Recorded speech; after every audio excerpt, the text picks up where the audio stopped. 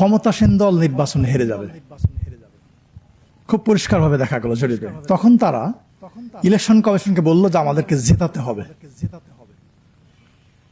Election commission রাজি হলো না, বললো সরি আমরা এটা পারবো না।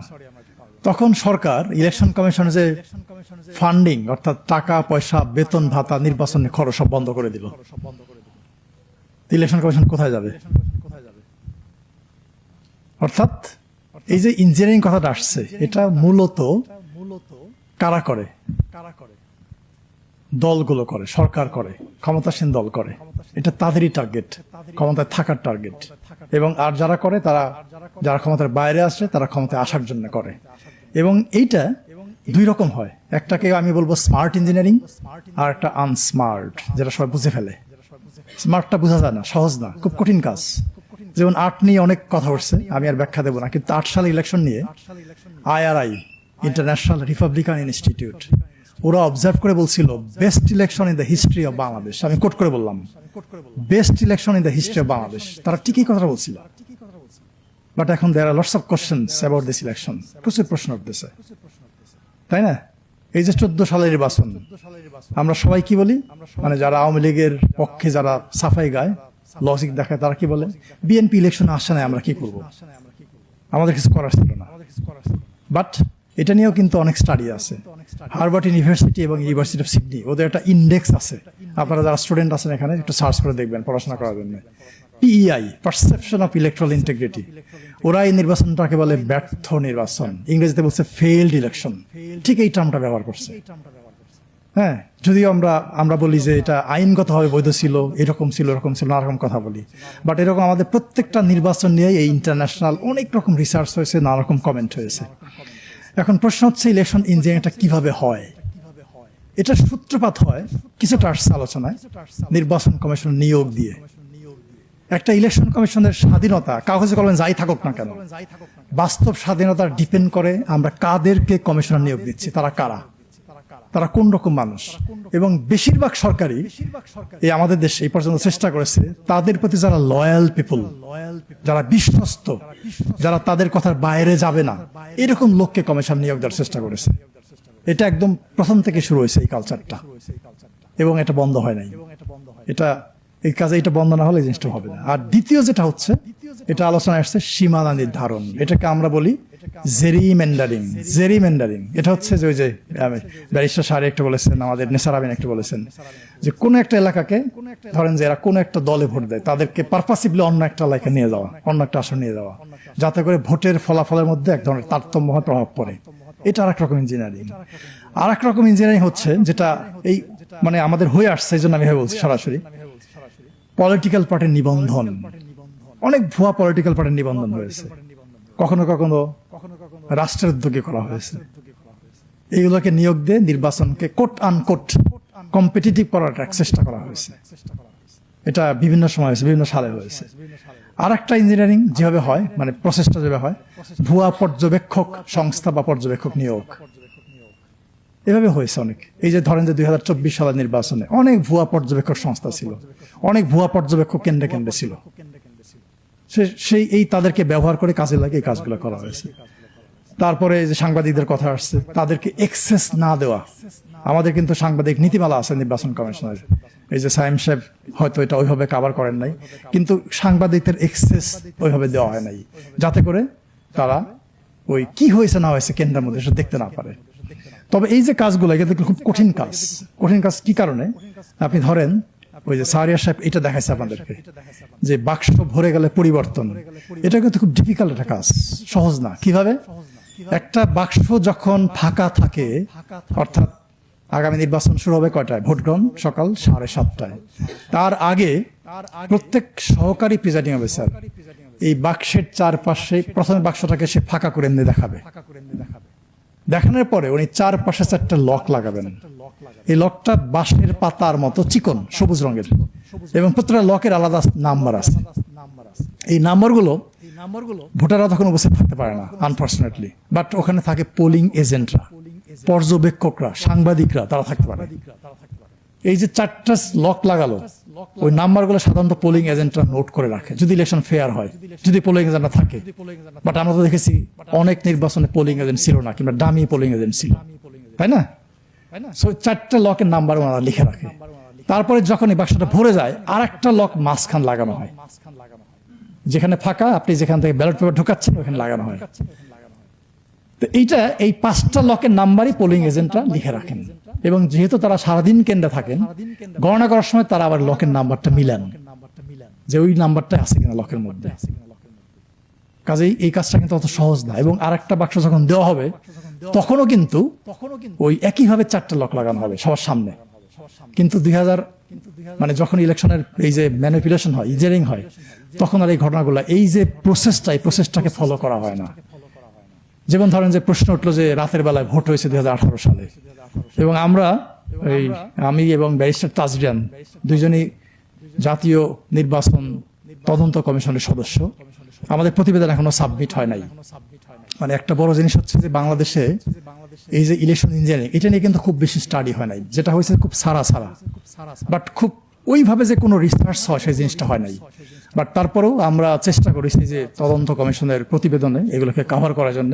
কিন্তু যেহেতু আমরা প্রতিবেদনটা এখনো সাবমিট করি নাই সরকারের কাছে, এই জন্য এটা নিয়ে আমি ওইভাবে ডিটেল আপনাদেরকে বলতে পারবো না।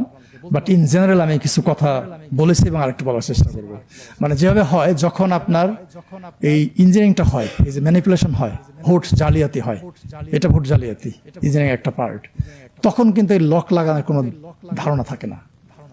হ্যাঁ, জাল ভোট গণহারে দিয়ে দেয়। যেমন ধরেন যে 2017 সালে আমি তখন একটা প্রতিষ্ঠানের পরিচালক, আমার মনে আছে গাজীপুর সিটি নির্বাচনের পরে প্রেস ক্লাব একটা মিডিয়া ব্রিফিং করলাম, এবং আমরা বলছিলাম যে গাজীপুরের 67% কেন্দ্রে কোনো না কোনো অনিয়ম হয়েছে।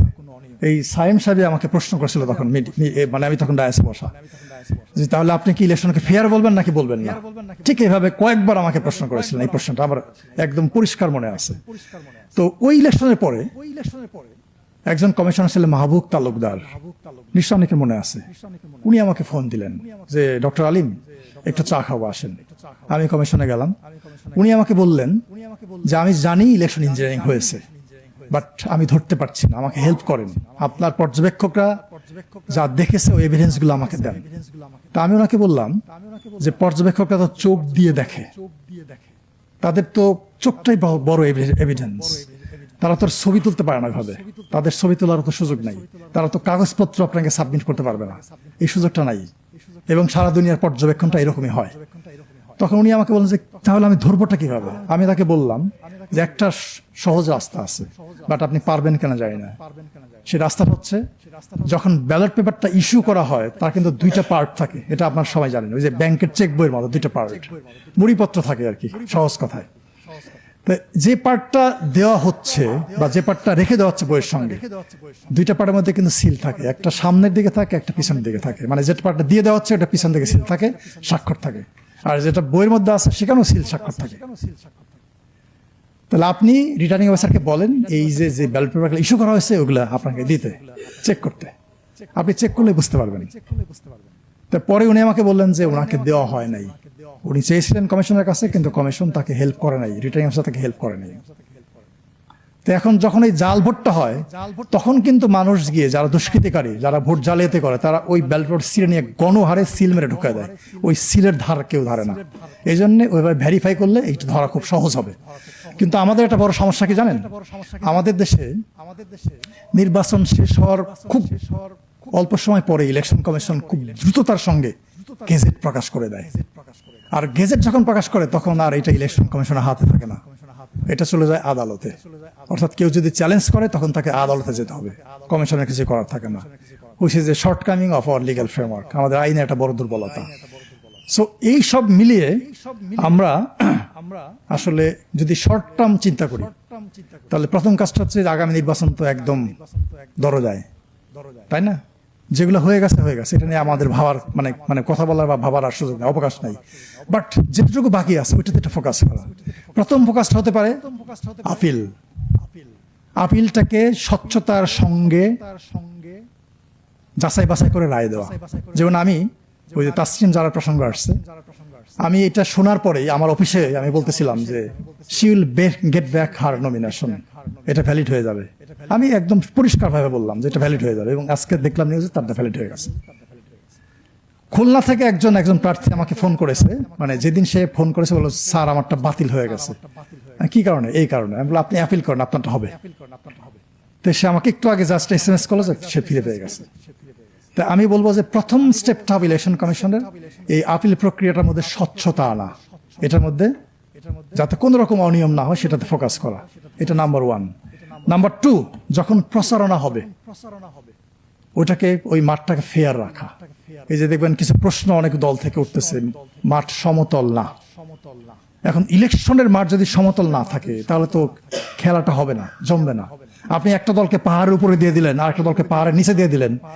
যে উপরে থাকে সে শুধু বল নিয়ে নিচে গোল দিতে থাকবে, আর যে নিচে আসে সে তো গোল দিতে পারবে না, বল নিয়ে উপরে উঠতে পারবে না। এই জন্য মাঠটাকে সমতল রাখা, এই দায়িত্বটাও ইলেকশন কমিশনের। তার যে হ্যান্ডস গুলো আছে তাদের দ্বারা এই কাজটা করে ফেলা। আর 3 হচ্ছে ভোটার উপস্থিতি। এই যে আমাদের সাইম সাহেব বললেন যে ব্যাপক একটা পার্সেন্টেজ, আমি 2 দিন আগে ইলেকশন কমিশন থেকে পরিসংখ্যান নিলাম যে আমাদের 18 থেকে 33 বছর বয়স পর্যন্ত ভোটার কত, 28%। এটা কমিশন থেকে আমাকে বললো যে 28% আছে। তা 28% ভোটার মানে তো বিরাট ব্যাপার, তাই না? এই যে আপনারা যারা ইয়াং আছেন, হ্যাঁ, এটা আপনারা মনে হয় যে এটা যদি আপনারা ঠিকভাবে ভোট প্রয়োগ করেন তাহলে ইলেকশনের ফলাফল অন্যদিকে চলে যেতে পারে। সো এটা একটা বড় ফ্যাক্টর। আর হচ্ছে ইলেকশনটা আলোচনায় আসছে, ইলেকশন কমিশন একা ইলেকশন করতে পারে না, অসম্ভব ব্যাপার। তার মাত্র 4000 কর্মকর্তা কর্মচারী আছে, আর দরকার হয় প্রায় 10 লাখ সব মিলিয়ে। কাজে যার যার যে ভূমিকাটা আছে, এই পলিটিক্যাল পার্টি বলেন, গণমাধ্যম বলেন, ভোটার বলেন, নাগরিক সমাজ বলেন, ইভেন ইন্টারন্যাশনাল কমিউনিটি, প্রত্যেকেরই যার যার রোলটা তাকে প্লে করতে হবে যথাযথভাবে। আচ্ছা, আর একটা হচ্ছে যেটা ইলেকশন কমিশনের সমালোচনা হলো, আমি বলবো যে ইলেকশন কমিশনকে খুব শক্ত ভূমিকায় নামতে হবে, খুবই শক্ত ভূমিকায়। মানে অর্থাৎ ছোট্ট একটা অনিয়ম দেখলেও অনিয়ম দেখার সঙ্গে সঙ্গে অ্যাকশন নিতে হবে। ভারতে আমার মনে আছে 2009 সালে কংগ্রেস ক্ষমতায় ছিল, একটা উপনির্বাচন হচ্ছিল কোন একটা এলাকায়। সালমান খুরশিদ তখন ইউনিয়ন ল মিনিস্টার, উনি গেছেন ওই এলাকায়, ওখানে যে উনি ক্যাম্পেইন করছেন। ভারতের কোড অফ কন্ডাক্ট অনুযায়ী এইভাবে ক্যাম্পেইন করা যায় না।